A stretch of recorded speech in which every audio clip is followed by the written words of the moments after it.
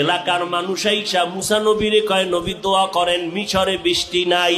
নবী 70,000 কাফেলা নিয়ে জঙ্গলে গেলেন দোয়া করবে।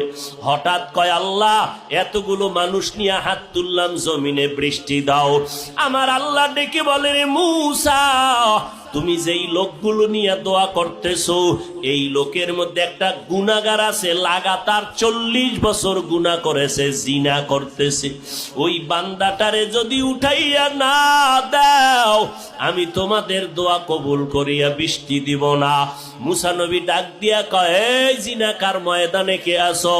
লাগাতার 40 বছর গুনাহ করতেছো রে নাফরমান।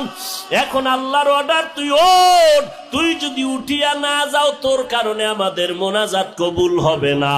জিনাকারের ভয় ঢুকিয়া গেল। এখন যদি আমি উঠিয়া যাই তো মানুষ বলবে আমি জিনাকার, যদি চোখের পানি ছাড়িয়া কান্না করি মানুষ বলবে আমি অপরাধী। এইবার একটা কাপড় মাথার সামনে রাখিয়া চেহারাটারে ঢাকিয়া আস্তে আস্তে আমার মালিকের কলিজা ভরিয়া ডাক দিছে, ও দয়ার মালিক, 40টা বছর আমি গুনাহ করতেছি, তুমি তো কখনো আমার গুনাহটারে মানুষের কাছে প্রকাশ করাও নাই। তুমি দয়ার চাদরের মধ্যে তো আমারে রাখছো, আজকে মুসা নবীর সামনে আমাকে কেন তুমি প্রকাশ করাইবা? ও আল্লাহ, তওবা করলাম, আর গুনাহ করব না, জীবনে আর গুনার কাছেও যাব না রে আল্লাহ, তুমি আমারে দয়া করিয়া মাফ করিয়া দাও। এবার হঠাৎ করে মুসা নবী দেখতেছে আকাশটা মেঘাচ্ছন্ন, বৃষ্টি পড়াও শুরু হয়ে গেল।